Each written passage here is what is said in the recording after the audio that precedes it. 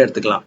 அப்ப இந்த அதாவது theorem of total probability, additive law of probability, இதுக்கு வந்து n mutually exclusive event are a1 a2 etcetera an with respective probabilities வந்து p of a1 p of a2 p of an. a1க்கான probability p of a1, a2க்கான probability p of a2, அதே மாதிரி a3 a1 இதுக்கு எல்லாத்துக்கும் probability எழுதிடும். அப்போ வந்து இப்போ எழுதிட்டோம் அப்படின்னா the probability that one of the event, இப்போ வந்து ஒன் ஆஃப் தி ஈவெண்ட்டுக்கான ப்ராபபிலிட்டி கண்டுபிடிக்கணும் அப்படின்னா என்ன பண்ண சொல்றாங்க அப்படின்னா, இந்த ஒன் ஆஃப் தி ஈவெண்ட்டுக்கான ப்ராபபிலிட்டி எதுக்கு ஈக்குவல் அப்படின்னா the sum of the individual probabilities. இப்போ நமக்கு வந்து நிறைய ஈவெண்ட் கொடுத்துட்டு அந்த ஈவெண்ட்ல இருந்து ஒரு ஈவெண்ட் மட்டும் நடக்கிறதுக்கு at least one of the event, at least one of the அல்லது ஒன் ஆஃப் த எப்படி நடக்கலாம், ஒன் ஆஃப் த ஈவெண்ட் நடப்பதற்கான ப்ராபபிலிட்டி கேட்கறாங்க அப்படின்னா நம்ம எல்லாத்தோட ப்ராபபிலிட்டியும் நம்ம வந்து அப்படியே சம் பண்ணிட வேண்டியதான். இதுதான் வந்து additive law of probability. இப்போ இதனுடைய ஃபார்முலா பார்த்தீங்க அப்படின்னா, இப்போ ஒன் ஆஃப் த ஈவெண்ட் அப்படின்னு கேட்குறாங்கன்னா this P of a1 plus a2 plus etcetera an equal to எதுக்கு ஈக்குவல் அப்படின்னா P of a1 plus a2 plus etcetera P of an. அதாவது தனித்தனி அந்த நிகழ்வுகளோட ப்ராபபிலிட்டியோட கூடுதலுக்கு சமமாக இருக்கும். அது இந்த வந்து என்ன சொல்றோம், இது வந்து P of a1 plus a2 plus an எட்ஸெட்ரான்றது எதுக்கு இதனுடைய இன்னொரு மீனிங் என்ன அப்படின்னா occurrence of at least one of the n events. அப்ப அதாவது ஒன் ஆஃப் த ஈவெண்ட் அப்படின்னா நம்ம வந்து இந்த நிகழ்தகவு கூட்டல் தேற்றத்தை நம்ம வந்து பயன்படுத்தலாம். இதுவே வந்து இது வந்து மியூச்சுவலி எக்ஸ்க்ளூசிவ்னா இந்த ஃபார்முலா, அதாவது P of a1 plus p of a1 plus a2 plus an etc. an equal to p of a1 plus a2 plus அப்படியே கூட்டி எழுதிடலாம். இப்போ அதுவே வந்து மியூச்சுவலி எக்ஸ்க்ளூசிவா இல்லை அப்படின்னா அப்ப என்ன வரும் அப்படின்னா, இப்போ உதாரணமா p of a plus b equal to p of a plus p of b, அது இல்லாம மைனஸ் p of ab அப்படின்ற ஒரு ஃபார்முலா ஆட் ஆகும். அது மாதிரி 3 வேரியபிள்ஸ் இருக்குது, 3 ஈவெண்ட்ஸ் இருக்குது அப்படின்னா p of a plus b plus c equal to p of a, p of b, p of c minus பார்த்தீங்கன்னா P of AB BC CA அல்லது ஏசின்னு வச்சுக்கலாம். அதுக்கப்புறம் பிளஸ் ஏபிசி. இப்போ ஏபிசின்னா என்ன அர்த்தம் அப்படின்னா ஆக்சுவலாக இது வந்து A union A intersection B intersection C, இதை தான் நம்ம வந்து ஏபிசின்னு சொல்றோம். அதே மாதிரி ஏசி அப்படின்னா என்ன அப்படின்னா ஏ இன்டர்செக்ஷன் சி, அதே மாதிரி பிசின்றது வந்து பி இன்டர்செக்ஷன் சியை குறிக்கும். அது மாதிரி ஏபின்றது ஏ இன்டர்செக்ஷன் பியை குறிக்கும்.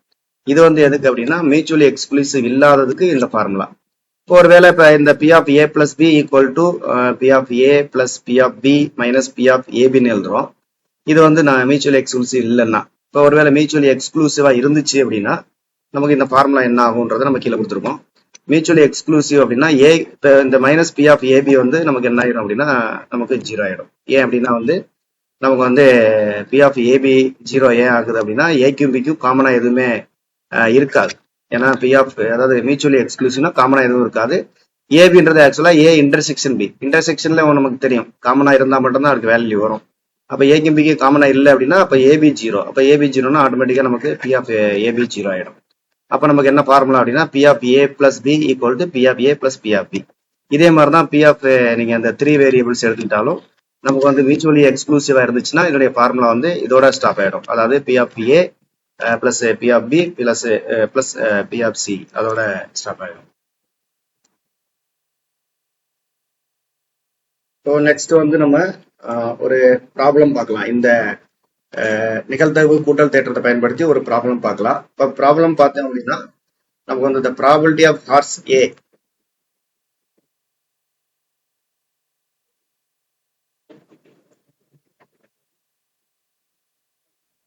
the probability of horse A winning the race is 1/5, 1/5, and the probability of horse B winning the race is 1/6. What is the probability that or one of the horses win? இங்க பாத்தீங்கன்னா இந்த term பாத்தீங்கன்னா one of த ஹார்சஸ்ன்னு கொடுத்துருக்காங்க. இப்போ one of த ஹார்சஸ்னா நம்ம கண்டிப்பா வந்து நம்ம என்ன யூஸ் பண்ணலாம் அப்படின்னா நம்ம நிகழ்தகவு கூட்டல் தேற்றத்தை பயன்படுத்தலாம். இதுல வந்து 2 ஹார்ஸ் சொல்றாங்க. ஒரு ஹார்ஸ் வந்து ஏ, இன்னொரு ஹார்ஸ் பி. ரெண்டும் வந்து என்ன பண்ணுது அப்படின்னா நமக்கு வந்து ஒரு ரேஸ்க்கு போகுது. அதுல ஏன்ற ஹார்ஸ் வின் பண்றதுக்கான ப்ராபபிலிட்டியை நம்ம கொடுத்துட்டாங்க. எவ்வளவு அப்படின்னா 1/5. அப்ப ஏன்ற ஹார்ஸ் வின் பண்றதுக்கான ப்ராபபிலிட்டி, அதனால அதை பி ஆஃப் ஏ அப்படின்னு வச்சுக்கிறோம். இப்ப P of A equal to 1/5. அதே மாதிரி பின்ற ஹார்ஸ் வின் பண்றதுக்கான ப்ராபபிலிட்டி வந்து பி ஆஃப் பி, அதோட வேல்யூ பாத்தீங்கன்னா 1/6 அப்படின்னு வச்சுக்கிறோம். இப்போ 2 ஹார்ஸ் போகுது, 2 ஹார்ஸுக்கும் தனித்தனியா ஒரு வின்னிங் ப்ராபபிலிட்டி கொடுத்துருக்காங்க.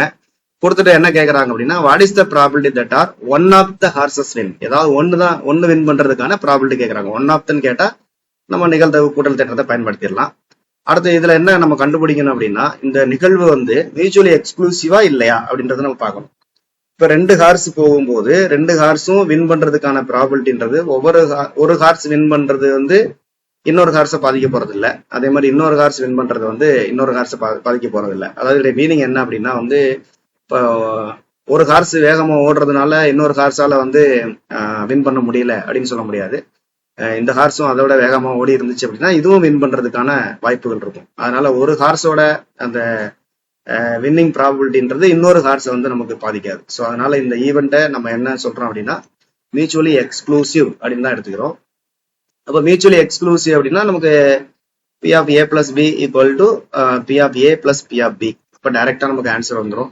ரெண்டே நம்ம ஆட் பண்ணோம் அப்படின்னா பி ஆஃப் ஏ வந்து 1/5, பி ஆஃப் பி வந்து நமக்கு வந்து 1/6. ரெண்டையும் ஆட் பண்ணோம் அப்படின்னா அப்படி ஆட் பண்ணும்போது குறுக்க பெருக்கணும் அப்படின்னா 5 + 6 / 5 × 6 இஸ் ஈக்குவல் டு 11/30 அப்படின்னு கிடைச்சிடும். அடுத்தது நெக்ஸ்ட் ஒரு இது முக்கியமான கேள்வி, இது அடிக்கடி கேட்டே இருப்பாங்க நமக்கு. What is the probability that leaf year, ஒரு லீஃப் இயர்ல நமக்கு வந்து ஒரு லீஃப் இயரை நம்ம, அதாவது என்னோட மீனிங் என்னன்னு சொல்லிடுறேன். What is the probability that a leaf year selected at random contains 53 Sundays. இதோட மீனிங் என்னன்னா, நமக்கு வந்து நிறைய லீஃப் இயர் எடுத்துக்கிறோம். அந்த நிறைய லீஃப் இயர்ல இருந்து ஏதாவது ஒரு லீஃப் இயரை நம்ம என்ன பண்றோம் அப்படின்னா எடுக்க போறோம். அந்த லீஃப் இயர்ல நமக்கு எத்தனை சண்டேஸ் இருக்கணும் அப்படின்னா வந்து 53 சண்டேஸ் இருக்கணும். அப்ப அந்த லீஃப் இயர்ல 53 சண்டேஸ் இருப்பதற்கான ப்ராபபிலிட்டி என்ன அப்படின்னு கேக்குறாங்க. இப்போ நமக்கு 53 சண்டேஸ் இருக்கணும் அப்படின்னா நமக்கு வந்து என்ன அப்படின்னா எப்படி இதை வந்து கண்டுபிடிக்கலாம் அப்படின்னா, ஃபர்ஸ்ட் நம்ம வந்து லீஃப் இயருக்கான மொத்த நாட்கள் பாத்தீங்கன்னா 366. இந்த 366ல இப்ப நமக்கு சண்டேன்றது நமக்கு 7 நாட்களுக்கு ஒரு தடவை வரும். அப்ப அதனால நம்ம வந்து 366ல எத்தனை 7 நாட்கள் இருக்குன்னு பாக்குறோம். எத்தனை 7 நாட்கள் இருக்குன்னு பார்த்தோம்னா முழுசா வந்து நமக்கு வந்து 52 7 நாட்கள் இருக்கும். 52 7 நாட்கள் போட்டோம்னா நமக்கு வந்து 364 நாள் வரும். அது போக பேலன்ஸ் வந்து 2 நாள் இருக்கும். ஆனா நமக்கு எத்தனை சண்டே வரணும்னா 53 சண்டே வரணும். அப்ப அந்த 53 சண்டே வரணும். ஆனா நமக்கு இருக்கிறது எத்தனை நாள் அப்படின்னா 2 நாள் தான். அப்ப எத்தனை நாளைக்கு ஒரு தடவை சண்டே வரும் அப்படின்னா 7 நாளைக்கு ஒரு தடவை நமக்கு சண்டே வரும். அப்ப தேர்ஃபோர் இருக்கிறது 2 நாள். பட் மொத்தம் நமக்கு எத்தனை நாளைக்கு ஒரு தடவை சண்டே வருது அப்படின்னா 7 நாளைக்கு ஒரு தடவை வருது. அப்ப நமக்கு ப்ராபபிலிட்டி வந்து 2/7. இப்ப லீஃப் இயர்னு கொடுத்தாங்கன்னா நமக்கு 2/7. அதுவே ஆர்டினரி இயர்னு கொடுத்தாங்க அப்படின்னா நமக்கு 365 நாட்கள் தான் வரும். 365 நாள் அப்படின்ற போது என்ன ஆகும் அப்படின்னா நமக்கு வந்து இங்க 365னா இங்க பேலன்ஸ் வந்து 1 தான் மிச்சம் இருக்கும். அப்ப ஆன்சர் இஸ் 1/7. லீஃப் இயர்னா 2/7, ஆர்டினரி இயர்னா 1/7 அப்படின்றது. இது நமக்கு அடிக்கடி கேட்கறாங்க. அதனால நம்ம நேரடியாக ஆன்சரே நம்ம ஞாபகம் வச்சுக்கலாம். லீஃப் இயர் அப்படின்னா 2/7, ஆர்டினரி இயர்னா 1/7. இது எந்த கிழமையா இருந்தாலும் சரி, நீங்க சண்டே கேட்டாலும் சரி, மண்டே கேட்டாலும் சரி, எந்த கிழமை கேட்டாலும் இது சேம் ஆன்சர் தான். நெக்ஸ்ட் டாபிக் பாத்தீங்கன்னா காம்பவுண்ட் ஈவென்ட். காம்பவுண்ட் ஈவென்ட் நேரத்தை நம்ம வந்து அந்த வீடியோல சொல்லியிருப்போம். காம்பவுண்ட் அப்படின்னா when 2 or more events occur in connection with each other, the composite occurrence is known as compound event. அதாவது 2 அல்லது அதுக்கு மேற்பட்ட ஈவெண்ட்ஸ் ஒன்னா நடந்துச்சுன்னா அதை நம்ம காம்பவுண்ட் ஈவென்ட் அப்படின்னு சொல்றோம். அதாவது இதனுடைய மீனிங் என்ன அப்படின்னா 2 அல்லது அதற்கு மேற்பட்ட ஈவெண்ட் வந்து ஒன்னா கனெக்ஷன் ஆகி நடக்கணும். இதுவும் நடக்கணும் அதுவும் நடக்கணும்னு சொல்றோம் இல்லையா, அதுதான் வந்து அந்த காம்பவுண்ட் ஈவென்ட் அதுல வரும். இப்ப நம்ம வந்து காம்பவுண்ட் ப்ராபபிலிட்டி அப்படின்றது என்னன்னா, probability of the compound event is called compound probability. Compound ஈவெண்டோட ப்ராபபிலிட்டி இஸ் காம்பவுண்ட் ப்ராபபிலிட்டி. இதை இப்போ நம்ம எப்படி டினோட் பண்றோம் அப்படின்னா, காம்பவுண்ட் ஈவெண்ட்டை வந்து ஏ அப்படின்றது ஒரு ஈவெண்ட், பின்றது இன்னொரு ஈவெண்ட் அப்படின்னு எடுத்துட்டோம் அப்படின்னா காம்பவுண்ட் ஈவெண்ட்டை வந்து நம்ம வந்து ஏபி அப்படின்னு சொல்றோம். ஏபி அப்படின்னா என்ன அர்த்தம்னா, both events A and B happen. Both events A and B ஹேப்பன்னா என்ன அர்த்தம், 2 ஈவெண்ட்டுமே ஒரே நேரத்துல நமக்கு நடக்கணும், அதாவது 2மே நடக்கணும். நம்ம அதான் ஏபின்றது. இந்த ஏபின்றது ஆக்சுவலா நமக்கு வந்து ஏ இன்டர்செக்ஷன் பி, இதான் வந்து ஏபி, 2மே நடக்கணும். இது ஏ அண்ட் பி அதான் வந்து காம்பவுண்ட் ஈவெண்டோட மீனிங். நம்ம ஏற்கனவே அந்த நிகழ்தகவு கூட்டல் தேட்டத்துல என்ன சொல்லியிருப்போம்னா அட்லீஸ்ட் ஒன், அது வந்து ஏ ஆர் பி. அதுல வந்து என்ன வரும்னா நமக்கு வந்து ஏபி வராது, ஏ பிளஸ் பி வரும். நமக்கு ஏ பிளஸ் பின்னு சொல்லலாம், அல்லது வந்து ஏ யூனியன் பி அப்படின்னு சொல்லுவோம். ஓகே, இப்போ இந்த காம்பவுண்ட் ஈவெண்ட்டை பேஸ் பண்ணி ஒரு ப்ராப்ளம் நம்ம அதுக்கு முன்னாடி ஒரு தியரம், அதாவது இந்த கண்டிஷனல் ப்ராபபிலிட்டி தியரம் பாக்குறோம். இந்த தியரத்தினுடைய ஒரு ஸ்பெஷல் கேஸ் தான் நமக்கு அந்த காம்பவுண்ட் ஈவெண்டா நமக்கு கிடைக்குது. அதாவது இப்ப A and B are two events, A மற்றும் பின்றது ரெண்டு ஈவெண்ட்ஸா இருந்துச்சுன்னா the probability of their events வந்து p of a and p of b ன்னு வச்சுக்கிறோம். then the compound probability வந்து நம்ம எப்படி சொல்றாங்கன்னா p of ab அப்படின்னு சொல்றோம். இந்த p of abன்றது எதுக்கு ஈக்குவலா இருக்கு அப்படின்னா p of ab is equal to the probability of one event and the conditional probability of the other event. அப்போ வந்து p of ab equal to probability of the one event conditional probability of the other event. அதாவது p of a into p of b by a இருக்கலாம், அல்லது b யோட probability அல்லது a by b, a யோட conditional probability அதோடைய பெருக்கலாக இருக்கலாம் அப்படின்னு சொல்றாங்க. இப்போ நெக்ஸ்ட் வந்து இதுல இந்த காம்பவுண்ட் ஈவெண்ட்டுக்கான formula p of ab equal to p of a into p of b by a அல்லது p of b into p of a by b. இதுல வந்து இந்த ரெண்டு ஈவெண்ட் a and b ரெண்டுமே வந்து இண்டிபெண்டன்ட் ஈவெண்டா இருந்துச்சு அப்படின்னா, இண்டிபெண்டன்ட் அப்படின்னா இப்ப வந்து இந்த p of b by a equal to p of b ன்னு ஆயிடும். அது மாதிரி p of a by bன்றது வந்து நமக்கு வந்து p of a அப்படின்னு வந்துடும் இண்டிபெண்டன்ட் ஈவெண்டா இருந்தா. அப்ப therefore நமக்கு ஏற்கனவே p of abக்கான ஃபார்முலா வந்து நமக்கு என்ன சொல்லியிருப்போம் அப்படின்னா p of a into p of b by a அப்படின்னு சொல்லியிருப்பாங்க. அப்போ வந்து நமக்கு p of b by a வந்து நம்ம எப்படி எழுதலாம்னா p of b ன்னு எழுதலாம் இண்டிபெண்டன்ட் ஈவெண்டா இருந்தா. அப்ப therefore p of a into p of b by a க்கு பதிலாக p of b ன்னு எழுதுறீங்க. அப்ப therefore p of ab equal to p of a into p of b அப்படின்னு கிடைச்சிரும். இப்ப இதை பேஸ் பண்ணி நம்ம வந்து ஒரு ப்ராப்ளம் பார்க்கலாம். A problem of physics is given to 3 students. ஒரு பிசிக்ஸ் ப்ராப்ளத்தை ஒரு 3 பேர்ட்ட கொடுக்குறாங்க. யாராருன்னா A B C. அவங்க சால்வ் பண்றதுக்கான சான்ஸ் இதுதான் வந்து அவங்க சான்ஸ் பண்றதுக்கான சான்ஸ்ன்றது அவங்களுடைய ப்ராபபிலிட்டியா நம்ம எடுத்துக்கிறோம். A சால்வ் பண்றதுக்கான ப்ராபபிலிட்டி 1/2, B வந்து Bன்ற ஸ்டூடெண்ட் அவருக்கான ப்ராபபிலிட்டி 1/3, Cன்ற ஸ்டூடெண்ட்டுக்கான ப்ராபபிலிட்டி வந்து 1/4.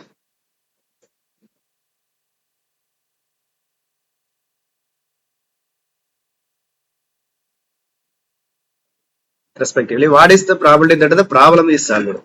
இப்போ இதோடைய மீனிங் என்ன அப்படின்னு பாத்தீங்க அப்படின்னா, ஆக்சுவலா வந்து இந்த ப்ராப்ளம் வந்து ஏன்ற ஸ்டூடெண்ட் இருக்காரு, பின்ற இன்னொரு ஸ்டூடெண்ட், சின்றது 3 ஸ்டூடெண்ட். இந்த 3 ஸ்டூடெண்ட்டுக்கான தனித்தனி ப்ராபபிலிட்டி கொடுத்துட்டு அதுக்கப்புறம் என்ன சொல்றாங்க, what is the probability that the problem is solved அப்படின்னா என்ன அர்த்தம்னா, இதை வந்து ஏ சால்வ் பண்ணலாம், அல்லது பி சால்வ் பண்ணலாம், அல்லது சி சால்வ் பண்ணலாம். இந்த 3 பேர்ல யாரு சால்வ் பண்ணாலும் அந்த ப்ராப்ளம் வந்து சால்வ் ஆயிடும். அப்ப இது ஆக்சுவலா நமக்கு வந்து இது என்ன டைப்ல போகுதுன்னா, இந்த ப்ராப்ளம் வந்து ஒன் ஆஃப் த அப்படின்ற டைப்ல தான் போகுது. ஒன் ஆஃப் த அப்படின்னா நம்ம என்ன ஃபார்முலா யூஸ் பண்ணுவோம் அப்படின்னா, நம்ம வந்து P of A plus B plus C இந்த ஃபார்முலா நம்ம யூஸ் பண்ணுவோம். பட் இந்த ஃபார்முலாவில் வந்து நமக்கு வந்து இந்த மியூச்சுவலி எக்ஸ்க்ளூசிவ் அந்த கான்செப்ட் இதெல்லாம் வரும். ஸோ அதனால அதுல வந்து நம்ம ட்ரை பண்ணோம் அப்படின்னா நமக்கு இந்த ப்ராப்ளத்தை சால்வ் பண்றது கொஞ்சம் கஷ்டமா இருக்கும். ஸோ அதனால இந்த ப்ராப்ளத்தை நம்ம ஆக்சுவலா எப்படி நம்ம கண்டுபிடிக்கிறோம் அப்படின்னா வந்து ஃபர்ஸ்ட் வந்து இந்த ப்ராப்ளத்தை சால்வ் பண்ணாம போறதுக்கான ப்ராபபிலிட்டி அதை வந்து நம்ம கண்டுபிடிக்கிறோம். சால்வ் பண்ணாம போறதுக்கான ப்ராபபிலிட்டியை கண்டுபிடிச்சிட்டு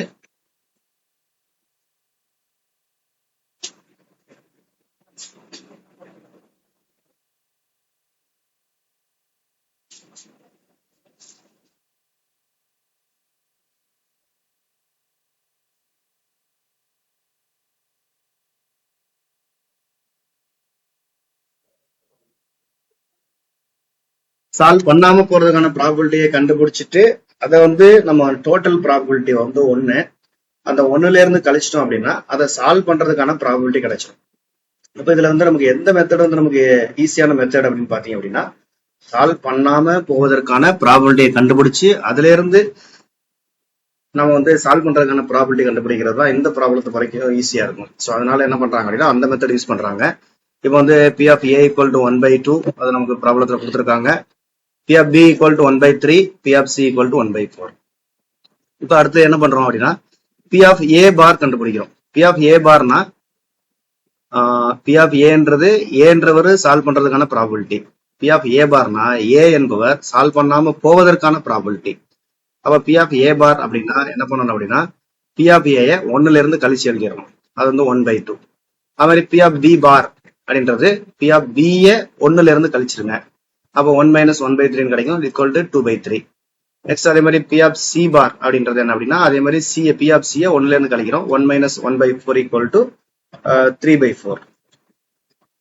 இப்போ நம்ம இது வரைக்கும் என்ன கண்டுபிடிச்சிருக்கோம் அப்படின்னா ஏ பி சி 3 பேரும் சால்வ் பண்ணாம போவதற்கான தனித்தனி ப்ராபபிலிட்டி கண்டுபிடிச்சிருக்கோம்.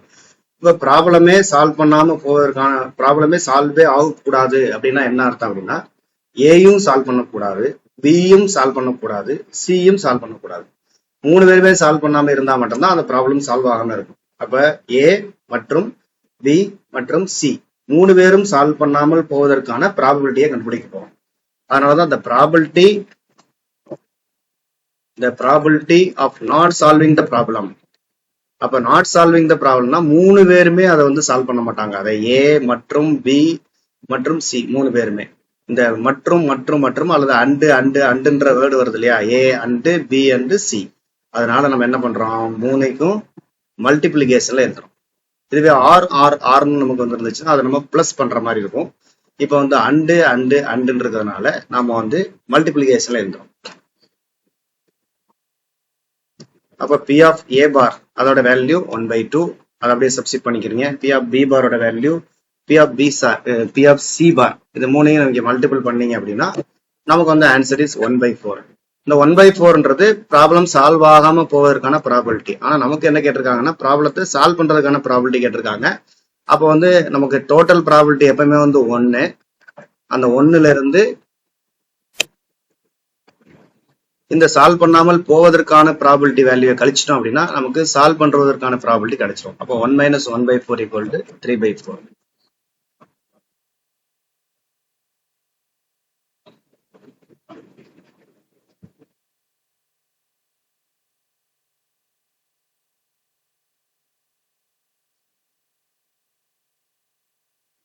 அடுத்து கொஸ்டின் நம்பர் 2. Question number 2 வந்து problem 3 groups of children contain 3 girls and 1 boy.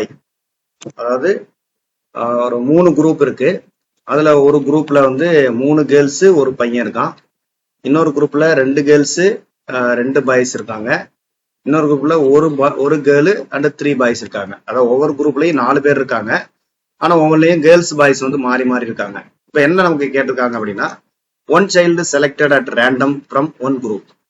அதாவது one child selected at random from one group. ஒரு குரூப்ல இருந்து ஒரு சைல்டு சூஸ் பண்ணணும் அப்படின்னு சொல்லிட்டான். அடுத்தது ஒரு குரூப், அதாவது கண்டிப்பா வந்து 3 குரூப்ல இருந்தும் ஒவ்வொரு சைல்டை நம்ம கண்டிப்பா சூஸ் பண்ணிடணும். அடுத்து வந்து என்ன சொல்றாங்கன்னா சோ தட் என்ன chance that the 3 selected consist of 1 girl and 2 boys is 13/32. அதாவது நமக்கு வந்து மொத்தம் 3 பேர் செலக்ட் பண்றோம். அதாவது ஒவ்வொரு 3 குரூப் இருக்கு. 3 குரூப்பில் இருந்தும் ஒவ்வொருத்தர் தான் செலக்ட் பண்ண முடியும். இப்ப அந்த 3 பேரும் செலக்ட் பண்ண பிறகு அந்த 3 பேரும் எப்படி இருக்கணும் அப்படின்னா ஒரு கேர்ள் இருக்கணும். அதுல அந்த 3 பேர்ல ஒருத்தவங்க கேர்ளா இருக்கணும், 2 பேர் பாயா இருக்கணும். அதற்கான ப்ராபபிலிட்டி வந்து 13/32 13/32 அப்படின்னு ப்ரூவ் பண்ண சொல்லியிருக்காங்க. எப்படின்னு பார்க்கலாம். இப்ப இதுல வந்து நம்ம வந்து 3 குரூப்ல இருந்து நம்ம சூஸ் பண்ண போறோம். எப்படி சூஸ் பண்ணலாம் அப்படின்னா என்னென்ன வழிகள்ல நம்ம சூஸ் பண்ணலாம் அப்படின்னா ஒரு girl and 2 boys can be selected in the following ways. First ஒரு வழி என்ன அப்படின்னா ஃபர்ஸ்ட் குரூப் எடுத்துக்கிறோம். ஃபர்ஸ்ட் குரூப்ல இருந்து அதாவது ஒரு கேர்ளை வந்து ஃபர்ஸ்ட் குரூப்ல இருந்து எடுத்துக்க போறோம். செகண்ட் குரூப்ல இருந்து ஒரு பாய் எடுக்க போறீங்க. அது மாதிரி தேர்ட் குரூப்ல இருந்து ஒரு பாய் எடுக்கிறோம். இது மாதிரி ஒரு தடவை எடுக்கலாம். நெக்ஸ்ட் அதே மாதிரி அடுத்து என்ன சாய்ஸ் அப்படின்னா ஃபர்ஸ்ட் குரூப்ல இருந்து ஒரு பாய் எடுக்கலாம். ஒரு பாய் வந்து ஃபர்ஸ்ட் குரூப்ல இருந்து எடுத்துக்கலாம். அதே மாதிரி செகண்ட் குரூப்ல இருந்து ஒரு பாய் எடுத்துக்கலாம். அதான் ஃபர்ஸ்ட் 2ல இருந்து பாய் எடுத்துட்டு தேர்ட்ல இருந்து கேர்ள் எடுத்துக்கிறது. இது ஒரு சாய்ஸ். அடுத்து தேர்ட் சாய்ஸ் பாத்தீங்க அப்படின்னா ஃபர்ஸ்ட்ல இருந்து ஒரு பாய், தேர்ட்ல இருந்து ஒரு பாய், இடையில ஒரு கேர்ள்.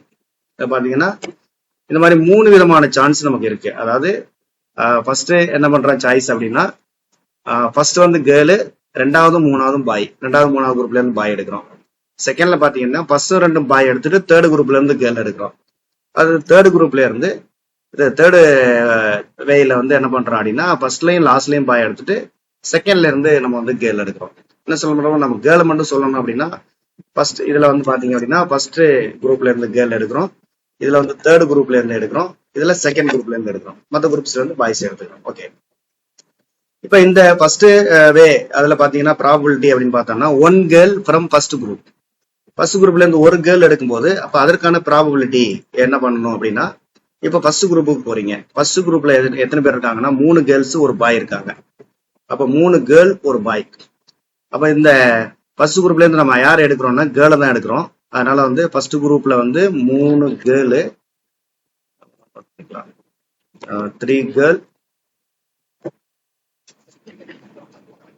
3 கேர்ள் இருக்காங்க, ஒரு பாய் இருக்காரு.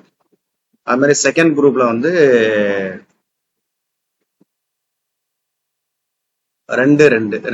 ரெண்டுமே ஈக்குவலா இருக்காங்க. 2,2. தேர்ட் குரூப்ல வந்து ஒரு கேர்ளு, 3 பாய்ஸ்,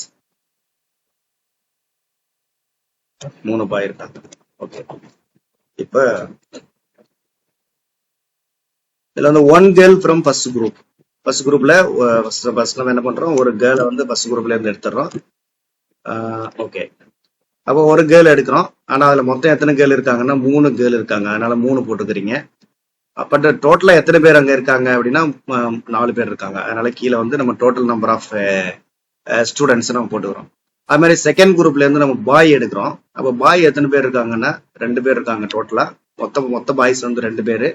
பட் டோட்டலா குரூப்ல எத்தனை பேர் இருக்காங்கன்னா 4 பேர் இருக்காங்க. அடுத்த தேர்ட் குரூப்ல பாத்தீங்கன்னா நம்ம வந்து ஒரு பாய் எடுக்கிறோம்.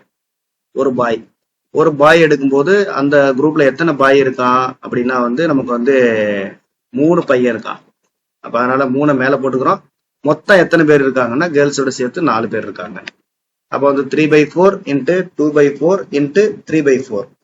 இதை ஏன் வந்து எல்லாத்தையும் பெருக்கல்ல போடுறோம் அப்படின்னா, இப்போ பாத்தீங்க அப்படின்னா நமக்கு வந்து 3 குரூப்ல இருந்தும் கண்டிப்பா ஒவ்வொருத்தரை நம்ம எடுக்கணும்.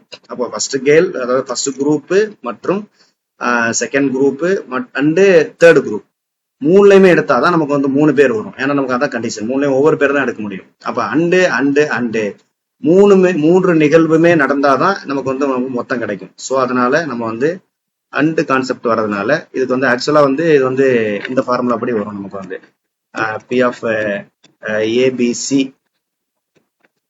equal to P of A into P of B into P of C.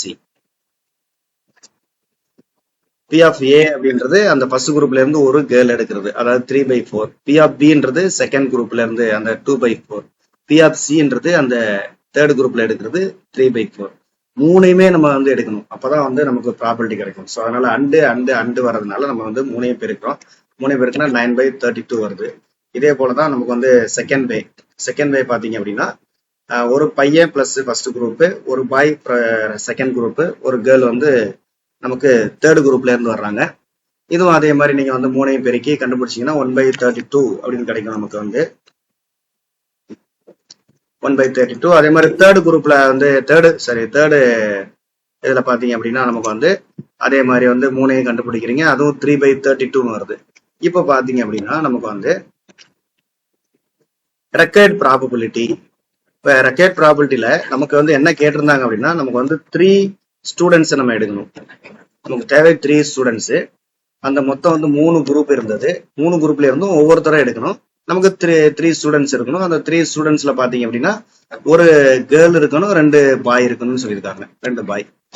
அப்ப ஒரு கேர்ள் 2 பாய் இருக்கிற மாதிரி நம்ம வந்து 3 வெவ்வேறு வழிகள்ல நம்ம சூஸ் பண்ண முடியும். பட் ஆனா நமக்கு என்ன தேவை அப்படின்னா ஒரு கேர்ள் 2 பாய் தேவை அப்படின்னா இந்த 3 வெவ்வேறு வழிகள்ல ஏதாவது ஒரு வழியை நம்ம பின்பற்றினா கூட நமக்கு போதுமானது. அப்ப வந்து அந்த சாய்ஸ் 1 அல்லது சாய்ஸ் 2 அல்லது சாய்ஸ் 3, இந்த 3ல எதை வேணா ஏதாவது ஒண்ணு நம்ம அட்லீஸ்ட் 1 நம்ம பண்ணாலே நமக்கு வந்து ஒரு கேர்ள் 2 பாய் வந்து நமக்கு கிடைச்சிருவாங்க.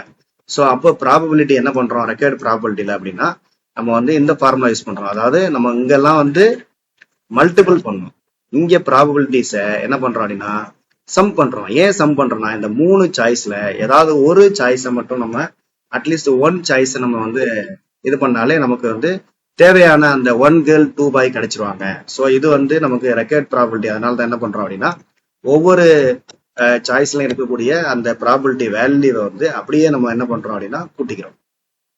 this first 9/32, அடுத்து 1/32, அடுத்து 3/32. இது மூணையும் வந்து நம்ம ஆட் பண்றோம். இது ஆக்சுவலா இது என்ன ஃபார்முலா அப்படின்னு பாத்தீங்க அப்படின்னா நமக்கு வந்து இது வந்து அட்லீஸ்ட் ஒன்னுக்கான ஃபார்முலா. அட்லீஸ்ட் ஒன்னுன்னா கூட்டல், அதாவது P of A plus B plus C equal to P of A plus P of B plus P of C.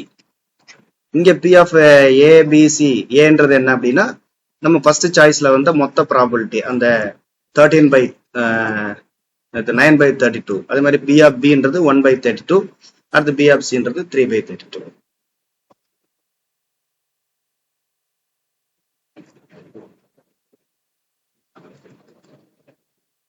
அடுத்து ஒரே ஒரு ப்ராப்ளம் இதோட நம்ம முடிச்சுட்டு அதுக்கப்புறம் வந்து நம்ம டவுட் செஷன் பார்த்துக்கலாம். அடுத்து வந்து கார்டு யூஸ் பண்ணக்கூடிய ஒரு ப்ராப்ளம். கார்டு யூஸ் பண்ற ப்ராப்ளம் பாத்தீங்க அப்படின்னா 6 cards are drawn at random from a pack of 52 cards. மொத்த சீட் கட்டில நமக்கு 52 கார்டு இருக்கும். 52 கார்டுல நம்ம எத்தனை கார்டு எடுக்க போறோம் அப்படின்னா 6 கார்டு எடுக்க போறோம் ரேண்டமா. என்ன ப்ராபபிலிட்டி கேட்கறாங்க, அந்த 6 கார்டும் எப்படி இருக்கணும் அப்படின்னு சொல்றாங்க அப்படின்னா 3 கார்டு ரெட்டா இருக்கணும், 3 கார்டு பிளாக்கா இருக்கணும். அப்ப அதற்கான ப்ராபபிலிட்டி என்ன அப்படின்னு கேட்கறாங்க. ஃபர்ஸ்ட் நம்ம வந்து டோட்டல் கார்ட்ஸ் வந்து 52, டோட்டல் ரெட் வந்து 26, பிளாக் வந்து 26 இருக்கும். அது 52 கார்டுல 26 பிளாக் 26 ரெட் இருக்கும். இப்ப ரெக்வயர்ட் ப்ராபபிலிட்டி பாத்தீங்க அப்படின்னா நமக்கு டோட்டலா ஆக்சுவலா வந்து இது நமக்கு 3 ரெட்டு 3 பிளாக் வரணும். மொத்தமா வந்து 3 ரெட்டு அண்ட் 3 பிளாக் 6 கார்டுல.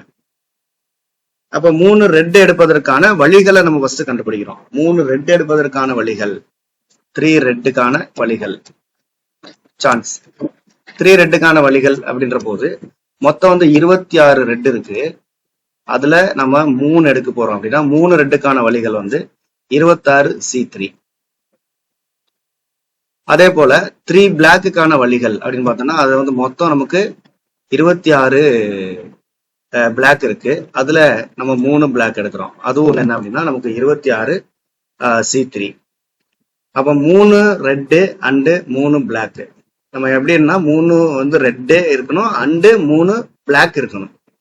அப்ப 3 ரெட் அண்டு பிளாக். ஸோ அதனால ரெண்டே என்ன பண்றோம் நம்ம வந்து மல்டிபிள் பண்ணிட்டு அதுக்கப்புறம் டோட்டலான அந்த வேல்யூ டோட்டல் எவ்வளவு அப்படின்னா வந்து டோட்டல் கார்டு வந்து 52.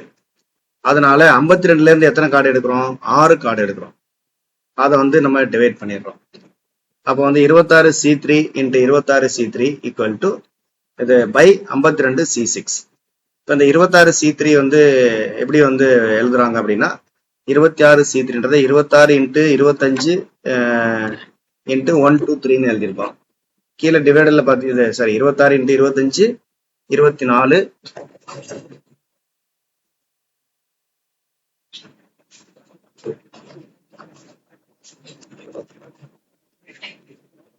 பை 1 2 3. அது மாதிரி 52C6 வந்து 52 51 50 49 அதையும் வந்து நம்ம வந்து என்ன பண்ணிருக்கோம் அப்படின்னா 52 51 50 இன்ட்டு 49 ஆக்சுவலா இன்ட்டு வந்து 48 47 இங்க வந்து 4 இன்ட்டு 5 இன்ட்டு 6 இது வரைக்கும். இப்ப 26C3 அப்படின்னா வந்து நம்ம வந்து இங்க என்ன நம்பர் இருக்கோ அப்ப 26ல இருந்து 3 ஸ்டெப்ஸ் கம்மி பண்ணிட்டே வாங்க. அப்ப 20 இறங்கு வரிசையில் எழுதுங்க. கீழே வந்து இந்த இங்க 3 இருந்துச்சு அப்படின்னா 1ல இருந்து 3 வரைக்கும் எழுதுங்க. அதே மாதிரி 52C6 அப்படின்னா 52 இறங்கு வரிசையில 6 ஸ்டெப் தள்ளுங்க. அப்ப 52, 51, 50, 49 இன்ட்டு 48 இன்ட்டு 47. அதே மாதிரி கீழே வந்து நமக்கு வந்து 1 to 3 இன்ட்டு 1, அதாவது 6 வரைக்கும் எழுதிடலாம். 1, 2, 3 இன்ட்டு 4 இன்ட்டு 5 இன்ட்டு 6. இவ்வளவுதான் வந்து இந்த சீட்டு கணக்கை பொறுத்த வரைக்கும் நமக்கு வந்து எத்தனை கார்டு எடுக்கிறோம் அப்படின்னா 3 ரெட்டு 3 பிளாக்கு. அப்ப ரெட்டு எடுப்பதற்கான வழிகள் 26 C3, பிளாக் எடுப்பதற்கான வழிகள் பாத்தீங்க அப்படின்னா அது ஒரு 26 C3. அப்ப மொத்த கார்டு வந்து பாத்தீங்கன்னா 52 கார்டு. 52ல இருந்து எத்தனை எடுக்கிறாங்க அப்படின்னா 6 கார்டு எடுக்கிறோம். 3 ரெட்டு 3 இது. அப்ப அந்த மொத்த டோட்டல் வேல்யூ, அதாவது டோட்டலான அந்த வேல்யூ பாத்தீங்க அப்படின்னா 52 C6. அப்ப இது ரெண்டையும் பெருக்கி அதை அந்த நம்பரால நம்ம வகுத்துட்டோம் அப்படின்னா நமக்கு வந்து இதற்கான ஆன்சர் வந்து நமக்கு கிடைச்சிடும்.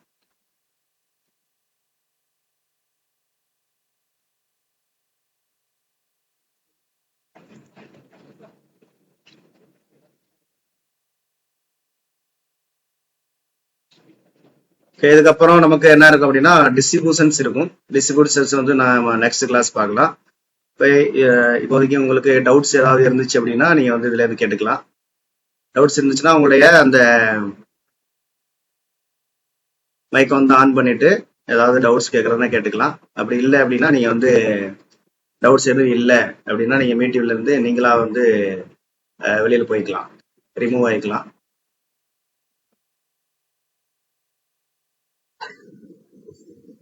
சொல்லுங்க. ஆமா, அண்டுனா ரெண்டுமே தானே, A and B. A plus பின்னா ஏ பிளஸ் பின்றது A or B. A or B அதான் மீனிங். ஏதாவது ஒண்ணு நடக்கும், இல்ல ஏதாவது ஒண்ணு நடந்தா நமக்கு போதும். அட்லீஸ்ட் ஒண்ணு நடந்தாலே அந்த நிகழ்வு நடந்துரும். உதாரணமா வந்து ஒரு வேலை இருக்கு, அந்த வேலையை 2 பேர்ட்ட கொடுக்குறோம். அந்த வேலையை யாராவது ஒருத்தர் செஞ்சாலே அந்த வேலை முடிஞ்சிடும் நமக்கு. அதான் மீனிங். அதுதான். இப்ப நம்ம எக்ஸாம் எழுதும் போது 2 பேருமே எழுதணும், 2 பேருமே பாஸ் பண்ணணும். அது வந்து A into B. A and B. ஒருத்தர் பாஸ் பண்ணா இன்னொருத்தர் பாஸ் கிடையாது. இண்டிவிஜுவல். இண்டிவிஜுவலா அந்த இதை செய்யணும். ஆமா, அதுதான் வந்து A and B, A or B. A ஆர்பின்னா A plus A into B. A and பின்றது வந்து A and B, sorry, A and பின்றது ஏபி. ஆமா, ஏபி.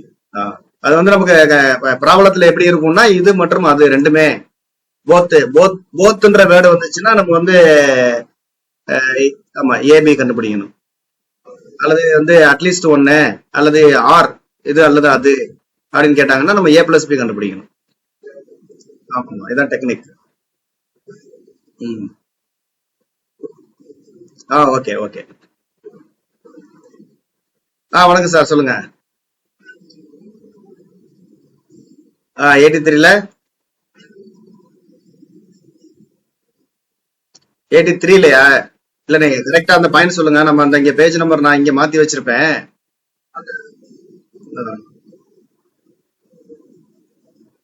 83 இந்த எடுத்துக்கிறேன். 83ல பாயிண்ட் எந்த பாயிண்ட்? 6வது பாயிண்ட் வந்து A plus B. A plus B தானே, இதானே?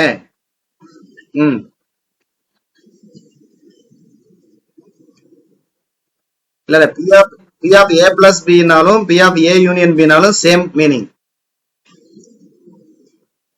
ஏ பிளஸ் பின்னா ஏ ஆர் பி. ஏ ரெண்டுல ஏதாவது ஒண்ணு. இது ஆக்சுவலா நம்ம வந்து கேட் யூஸ் பண்ணோம்ல, கேட்டு, டிஜிட்டல் கேட்டு, லாஜிக் கேட்டு. ஆர் கேட்டுக்கு என்ன யூஸ் பண்ணுவீங்க? அவ்வளவுதான், அதை ஞாபகம் வச்சுங்க. அண்டு கேட்டுன்னா அண்டு கேட்டுக்கு என்ன யூஸ் பண்ணுவீங்க? A dot B. அதான் வந்து இந்த 7th point B of A B. B of ஏபின்னா A and B. A and பின்றது எப்படி சொல்லலாம்னா ஏ இன்டர்செக்ஷன் பின்னு சொல்லலாம். ரெண்டு நிகழும் ஒன்னா அப்படி சொல்லக்கூடாது. இதுவும் நடக்கணும், அதுவும் நடக்கணும். Both the events. காம்பவுண்ட் ப்ராபபிலிட்டியில சொல்றோம்ல, காம்பவுண்ட் ஈவென்ட்ஸ். இதெல்லாம் வந்து காம்பவுண்ட் ஈவென்ட்ல வரும். இந்த பாயிண்ட் நம்பர் 7.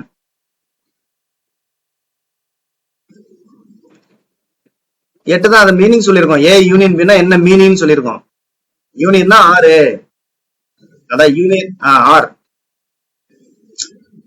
9 வந்து அண்டு புரிஞ்சுக்கிறதுக்காக சொல்லியிருக்கேன், வேற ஒன்றும் இல்லை. அதாவது பி ஆஃப் ஏ பிளஸ் பின்னா அதுக்கு வந்து என்னென்ன அர்த்தம் அப்படின்றத சொல்லியிருக்கோம். ஏ பிளஸ் பின்னா பி ஆஃப் ஏ யூனியன் பின்னு சொல்லலாம், அல்லது P of A or B அப்படின்னு சொல்லலாம். ஓகேயா? அதே மாதிரி பி ஆஃப் ஏபி அப்படின்றத P of A intersection B, ரைட்டா? ஆமா, P of A intersection B அப்படின்னு சொல்லலாம், அல்லது வந்து ஏ அண்ட் பின்னு சொல்லலாம்.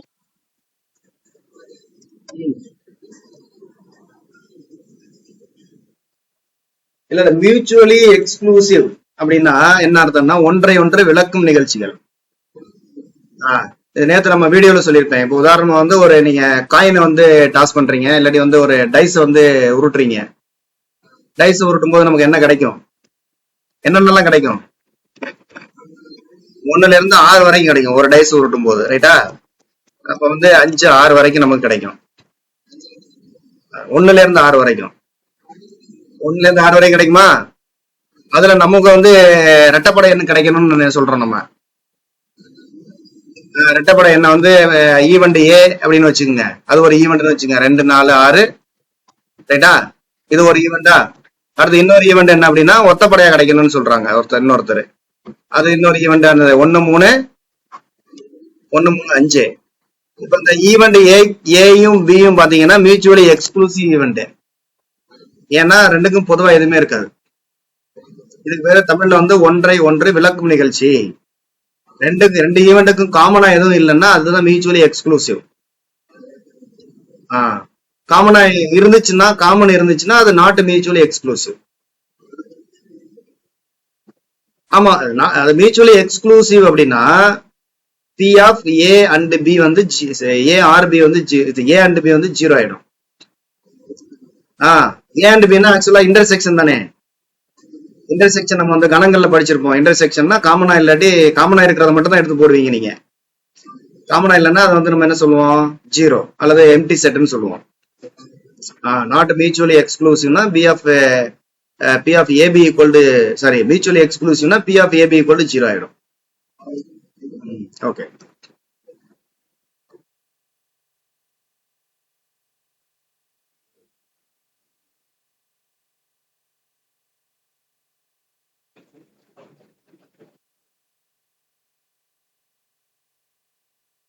எதுவும் டவுட்ஸ் இல்லை அப்படின்னா நீங்க மீட்டிங்ல இருந்து ரிலீவ் ஆயிருங்க.